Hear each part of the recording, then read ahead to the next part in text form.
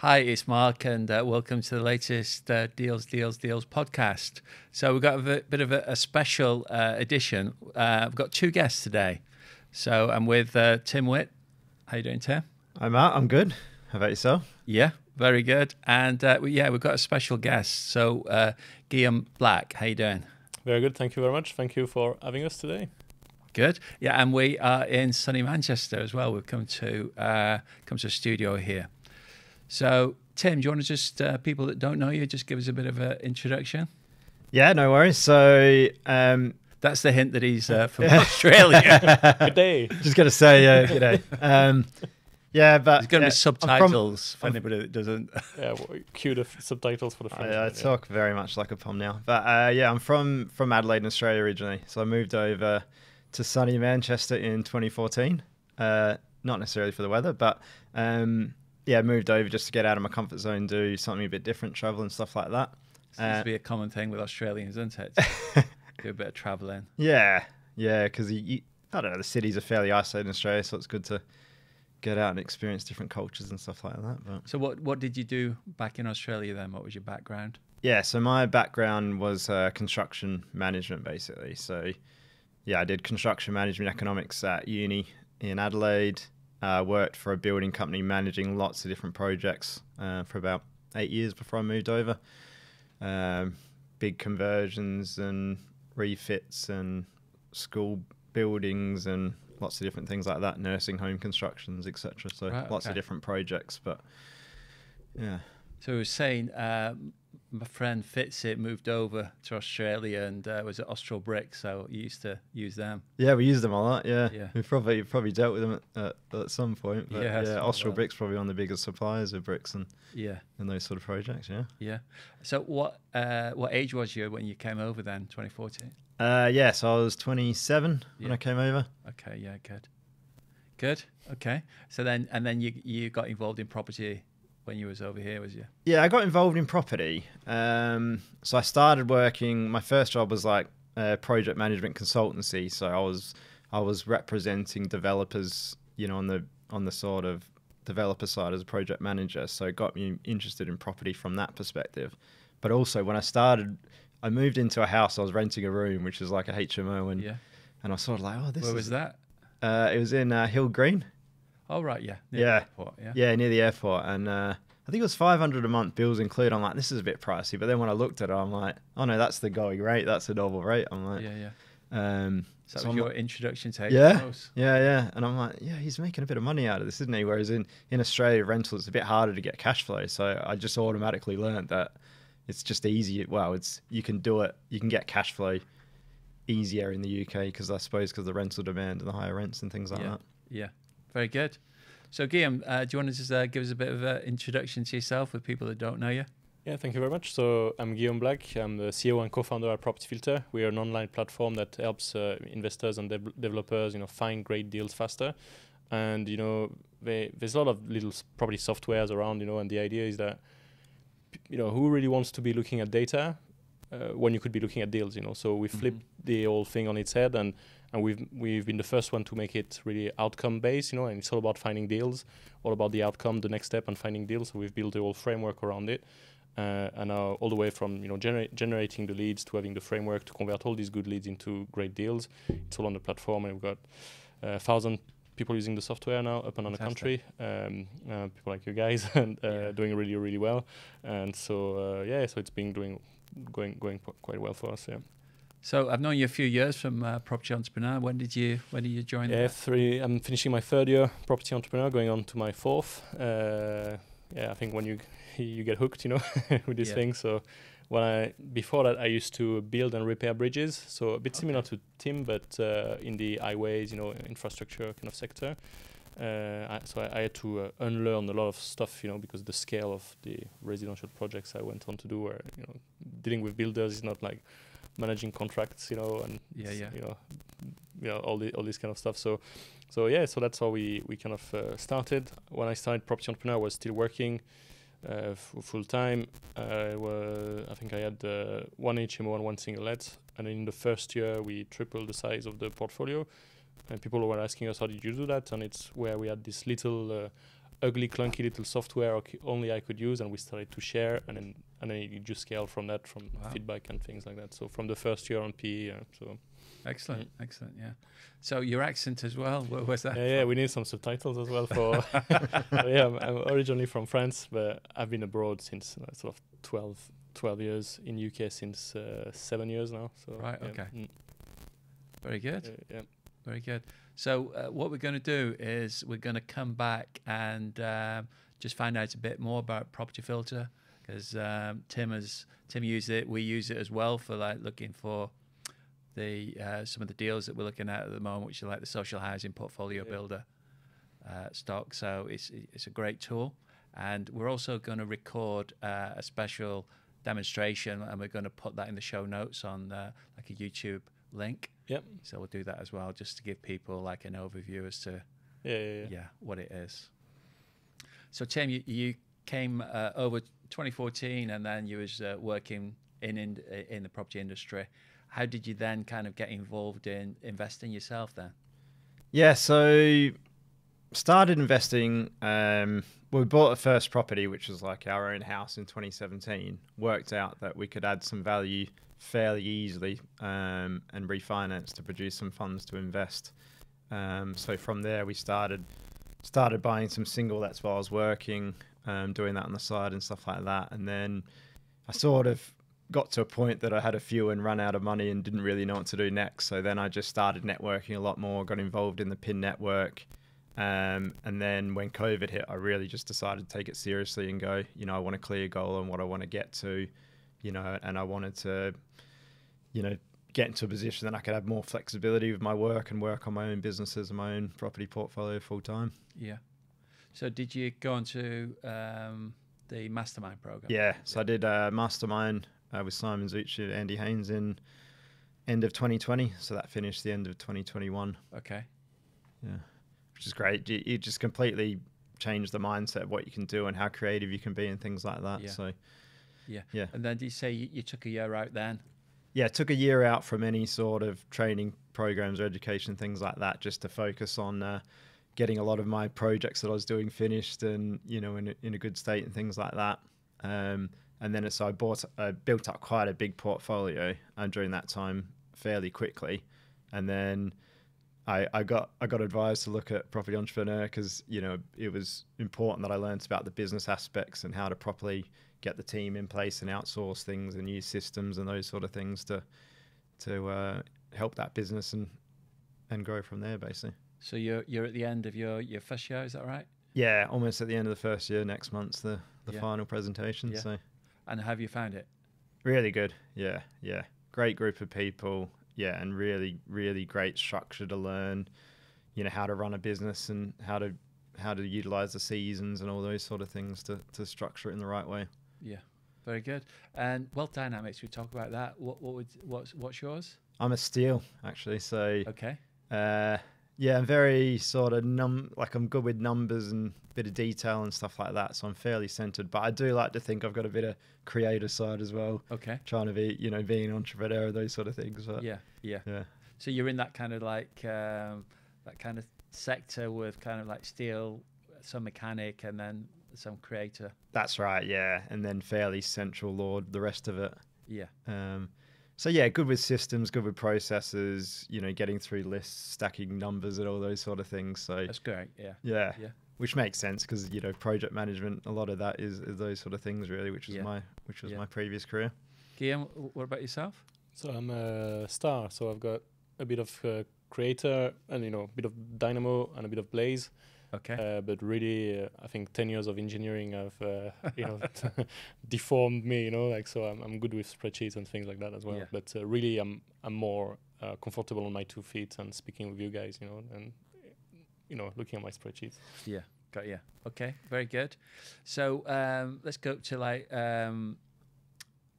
current date then. So what you're involved in now? Yeah, so my main focus now is I've got a business called Property Portfolio Building. So we do a lot of development projects for clients where we do conversions of residential properties to cash flowing HMOs and commercial resi conversions to blocks of flats and things like that, multi-let properties. And then we've also got the lettings business as well called Invest Multi-Let, where we manage those sort of properties for us and our clients as well. Whereabouts you based? In Manchester, Greater Manchester. Yeah. Yeah. Okay, very good. And so the kind of projects you're working on then, what would you say that would be? Lots of different projects, but I'd say 70% are conversions to HMO. So we might get a big corner terrace or something like that will convert to, we look at minimum 5-bed HMOs. Okay. So 5-bed or higher, nice co-living designs and space and things like that, usually with predominantly en suites or, maybe a bathroom between 2 rooms, but a nice standard, best standard in the areas and things like that. Yeah. And then we also do the other 30%, I'd say, are commercial resi conversions, where we find a good commercial size block and convert to 5+ flats or something like that for us and clients. Right. Okay. Good. And how do you actually source these properties then? What's so which is why just to lead on to the special guest here, but yeah, all we use the system Property Filter. All for our sourcing, and what I mean by that is even so all the residential deals we get all through Property Filter pretty much. So things that would convert to HMOs, things like that I talked about. Some of the off-market or commercial deals that aren't on Property Filter, we add them to Property Filter because we also use it as a database to go through the full system.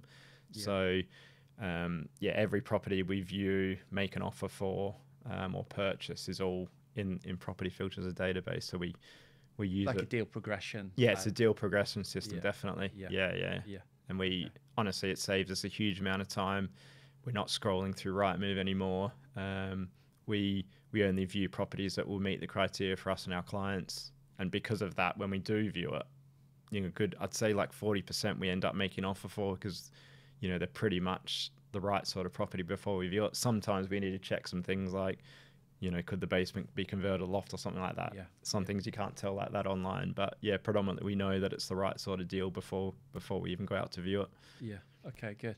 So for anybody that's not used it or seen it, Guillaume, do you want to just give us an overview as to what it is? And I know we're going to do like a demonstration, but so basically it's a big data empowered platform all about finding deals. So we pool, we match and merge everything from the internet, that's property related.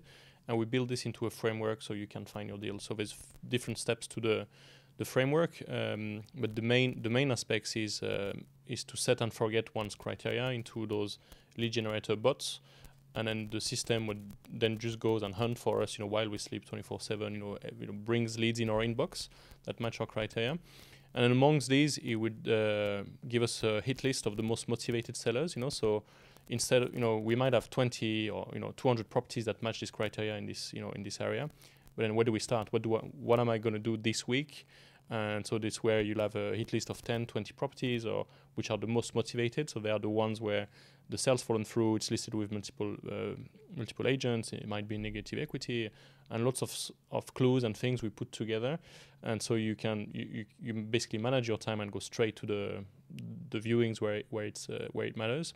And then on the other side of that, it's what you were referring to as the deal progression. So we've got a sourcing pipeline, which is the only CRM system, if you like, for deal progression that is actually linked and live with the market. So you can, if most people going for it in property, they'll have some kind of a follow-up system. They'll have the spreadsheets or the Trello board of some sort, or they even pay for a system. But the thing is, you're always copy-pasting Rightmove links or other links, and you're always enslaving yourself to opening the link, every so often to update your system. So very quickly you have to pay a VA, 200, 300 pounds a month just to keep the spreadsheet updated, So in contrast, all of this is live, but you can also add your off-market properties. And you can leverage the database in the back end of Property Filter to do due diligence on the area of this off-market property or on this off-market property as well. It will tell you the lease lengths. It will tell you if it's owned by a company. It will link with company houses and quite a few other things. And the idea is all about, property is a people business and it's a numbers game. It's a people business because you want to buy from those people that really need to sell. And it's how we highlight this with those short leads. And then it's a numbers game, so it's having this deal progression and all this thing. Most people know, that they need to do these things, but they don't because it's overwhelming, So the average property investors out there is spending most of their time scrolling through the portal, trying to make the deal stack, and then they're running around with the very little time they've got left to actually do the stuff that make money in property. And in contrast with Property Filter, what we do is we fast forward and we pull forward all the research and the admin, which is automated, done for you, due diligence, picking up the full address and things like that, so that this is all done for you in the front, so that you can build this healthy pipeline of deals. And visually your mindset even changes, because you don't have this scarcity thing trying to make this one deal work. There's dozens and dozens you're working on at the same time. So when you negotiate, you don't have this motivation of making the deal work, because you don't care, quite frankly. There's all these other ones you're following up on, and then this really buys back your time, so that the vast majority of your time is actually spent on doing the stuff that actually makes money in property, which is speaking with vendors, positioning offers, following up, negotiating, building rapport with the agents and all that, which is, property is a people business again. And you can only do these things at scale if you are targeted and focused on the right opportunities in the first place. So that's kind of the methodology, and the idea is exactly like you said. So you don't waste your time on viewings, never mind scrolling through the portals, anymore. But because you are highly targeted in the viewings you do, you go only to see the right opportunities that are right for you, and everything you see pretty much you're going to offer on, and then you never miss a follow-up. And you and Phil, you've got to be some of the guys who embraced the blueprint, in Property Filter the most, and if it's, success and failure are very predictable, at the end. So fair play to you guys. How many deals did you say you found this year there? Yeah, so from January this year, we've secured 11 deals. We've got a few more that we're about to secure as well, by the way.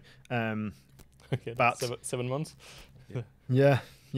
In say 7 months, because August has been fairly quiet because of summer holidays and things like that. So, and 7 of them were exclusively through Property Filter, through the the way Guillaume was saying there. And the other 4 have been sort of off market commercial, and we've added on. We've got the process and using the deal progression. Sourcing the dashboard. We go through that. So like a Monday morning, we'll go through the ones that have come up on the filter, work out exactly which ones are worth viewing. That's like a 20-minute, half an hour process on a Monday. Get the viewings booked in, get them in, and then stack the deal from there. So how long would you say you spend on Property Filter per week, or myself personally, or you or the team? About 20 minutes myself. I'd say the bulk of the time is, so we have admin, someone who helps us from an admin perspective, and she'll go through it and see the ones for the criteria and then book in the viewings. So that takes, I'd say, a few hours a week, maybe 5 hours a week or something like that. 5 hours a week, and you get a deal a month. It's not bad, Yeah. So the way our business is working is that we're working towards 2 deals a month, basically. So, that time and that system, helps us to be able to do that. And like you said, we can focus on the high value stuff. So making sure we're doing a really high value service for our clients, building the relationships, managing all the projects successfully, and having the right team and all those sort of things. So instead of scrolling through and going to properties that where the sellers aren't motivated, we end up getting properties that are the right size, need works that we want, and a lot of the time they're really highly motivated because they're the ones that have come to us because sales have fallen through and all those sort of things. That's good. I think you were saying on yours you can set up your filters, and then on yours it's like a minimum of 100 square meters. It's the size that you need to be able to do the 5-bed HMO. And then you can do like the different areas. Focus on different areas. You're saying like if you got a different, you've got a client who's wanting a different area, you could just do one set up for them. So I think it's quite good for that. And we the Article 4 one's really good because we secure a lot of properties literally just outside of Article 4 for that reason. So it's got like a map filter that you can just have a look at to see if it's inside or outside. It has the map filter, and then as you go to a property, it has the text whether it's inside or outside of Article 4 straight away as well, which is really helpful. That's good. So we're actually going to go through one of your deals. So what deal is that then? So this property was basically it was 3 average flats in a big warehouse basically. And whereabouts is this? This is in Oldham. Okay. Sort of northern Manchester. So when we looked at it, there's a few different options of what we could do. It was underpriced because it was on an auction site that basically it was just advertised incorrect because it's more of a residential property, but it was like advertised with about 5 or 6 other industrial units. So Okay. the people that would have bought that property just would have missed it completely. So it was on that site, which is so. Yeah, and when our strategy was to build up cash flow at the time. So one of the problems we had is there's a few different options, but what we worked out was, you know, we want cash flow. HMOs were doing that for us. So to maximize the cash flow, we decided to convert 2 of the average flats to 1 6-bed HMO, and then convert the warehouse and basement to a 4-bed HMO, and then do a bit of a light refurb of the other flats. So we end up having 11 income streams from that property once all done. Great, yeah. So what was how much was it on for, the property? I'm trying to think what it was advertised for. I think it was about 240, 250, but we secured it for 218,000. Okay, that's good. And then size-wise, you said is it about 320 square meters? Yeah, over 300, 320 all up. Yeah. Okay. Good. And then, so then you bought it. Do you need planning for that then? Yeah, we needed 2 lots of planning approval. So the warehouse converged to the 4-bed needed full planning. Yeah. The upstairs to basically amalgamate the 2 flats needed planning. But the council were very supportive because there was a big undersupply in that area of HMOs, especially good quality ones. So they were really supportive, and we didn't really have too much of a problem with planning for these 2, which is great. Okay, that's good because I've had some issues with that particular council sometimes on getting HMO licenses approved and just the licensing was slow. The licensing was slow, definitely, because they're a bit understaffed. So I but I suppose getting the plan is the main thing. The planning was quicker than the licensing. Definitely. That's good. So you've then you bought the property in 2018, and then you've then done is it 2 conversions you've done? Yeah, we did it all together, but two areas. So like the warehouse was like a big open, quite high space. So we put in some extra floors for the rooms. Yeah. Out the back there's a sloped laneway, so we knew with the basement that we could add in some windows and natural light and convert the basement as well. So yeah. And then what was the tenant type that you was targeting for those? Working professionals. Yeah. And then how long was the actual conversion period there? Conversion time I think was about 24, 25 weeks. Okay. So we had it fully tenanted late last year. Yeah. Okay. And then was there any kind of like particular issues during the conversion? The one biggest challenge we had was because we're buying it from an auction site, we had the quick time frames to complete on the deal. Okay. How long was it? Because sometimes it's 28 days, sometimes 56 days. What was the... I think this one was 28 at the time. So a lot of the times now we negotiate 56 days before the auction. So that's a good learning is you can negotiate that before. You don't always have to do 28 days. And we had a valuation survey done that was just completely inaccurate to start with. How was you funding it? So we were getting bridging and development finance, plus a bit of funds of our own. And then because of the very low initial valuation, we end up cash funding through private investors the development finance. Okay, so how much was it valued at then initially? This is this will blow your mind, but so it was valued at 200. So the final GDV was valued at 287,000 after the conversion. Wow. 11 units with 11 income streams. 10 bed HO on a flat. In one of the fastest growing areas for growth in Manchester at the time. So it was just completely wrong. Yeah. And that doesn't make sense. The final valuation we got after the works were completed was 617,000.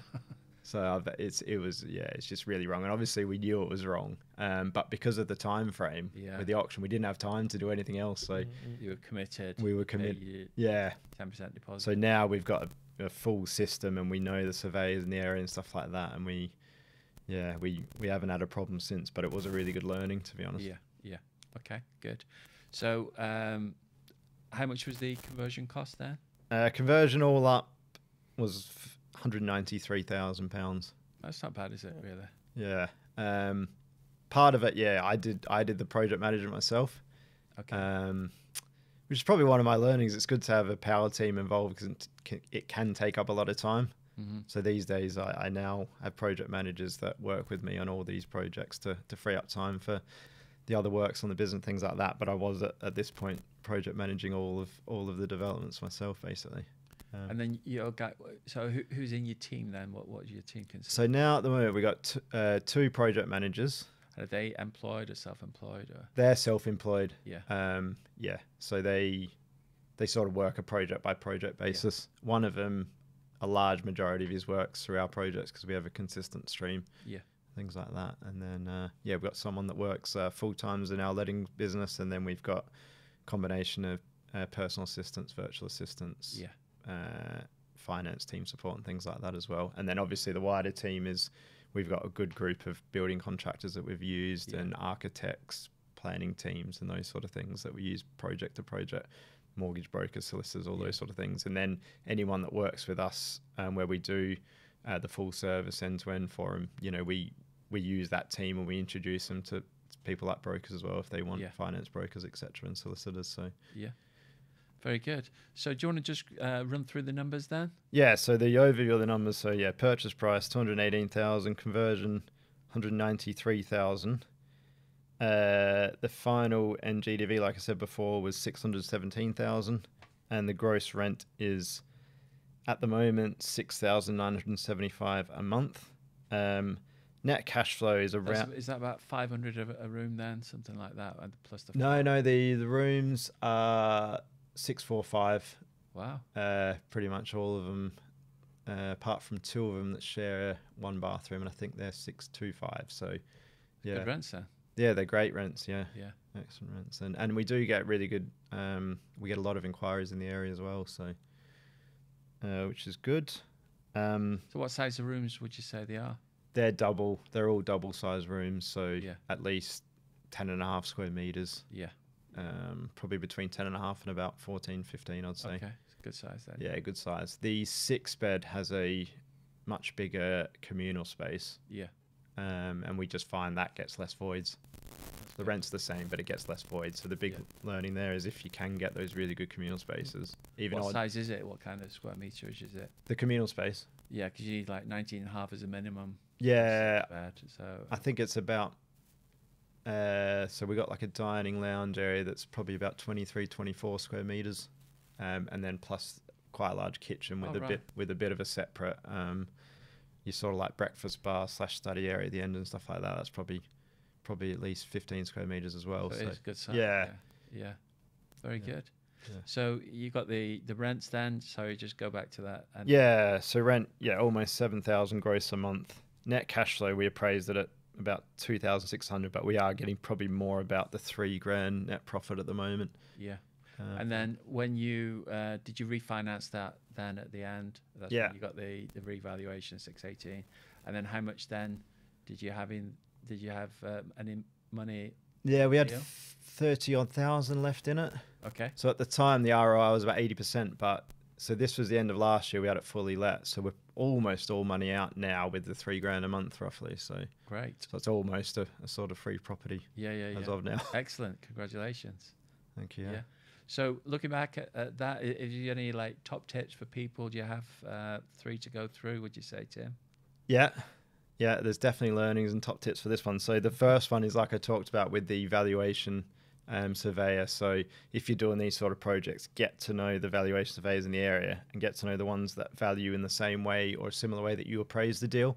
So if you've not, for anybody that's listening, if you've not kind of like invested in that area, how would you go about to actually get to know them?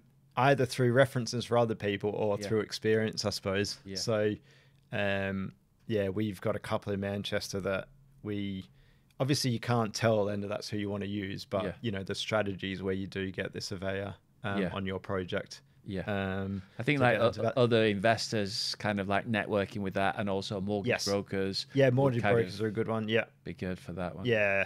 Investors that do these things regularly, they will know, and they will tell you because they want to help people and fast track that learning. So that's a good way. And then have a bit of a system in place. So you get to know a surveyor, but you show them what the rents are, what they're going to be, what the final photos are going to be, you know, you give them a bit of a pack, show them the properties you do and things like that, without trying to like tell them how to do their job. It's more giving the information that helps them make the right decision. Yeah, I think that goes well.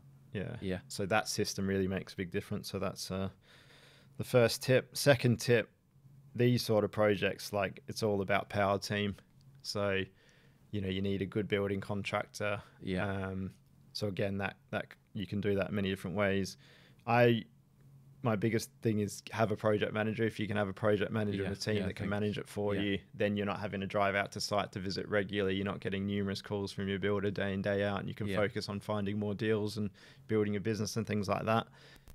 So the power team is really important for these sort of things. And if people do a good job, reward them, you know, make sure they want to work with you regularly and, you know, give you good pricing and things like that. And then tip number 3, we touched on it before with communal spaces, but the general design, the interior design, by having, you know, good trendy colors, nice finish, really good professional photos that are dressed, you know, helps get you the right tenant and the right really good rents in the area. Because like you talked about before, they are the top rents in that area. And if you go to spare room, you know, if you see our photos, it just stands out from the basic other ones. So that must help dramatically to get a lot of inquiries from people. Fantastic. And contact details, anybody that would like to get in touch with you? So on social media, you can add me, Timothy Witt, on social media, so Facebook and LinkedIn. Property. Can you just spell Witt? WITT. Yeah. Okay. Yes. Yeah, good point. A lot of people put H in there. But and also Property Portfolio Building on Facebook, propertyportfoliobuilding.co.uk. And get in touch through those avenues if you're interested or you want to get in touch. Excellent. Guillaume, contact details? Yeah, you can find me on the Facebook and LinkedIn at Guillaume. So good luck with the spelling. So that'd be Guillaume, and then the last name is Black, like the color, which is a lot easier. But you can't miss. You know, there's only one. You know, it's not a John Smith kind of name. On Facebook and LinkedIn, and then property-filter.co.uk, and you can have a bit of a play with the system yourself and find your next deal. Yeah. Great. So we'll be putting those contact details in the show notes, and then we'll also put in the YouTube link for the demo as well. Awesome. All right. Thanks, guys. Thank you very much. Thanks for having us. Thank you very much, Mark. Thank you for having me. Okay. See you now.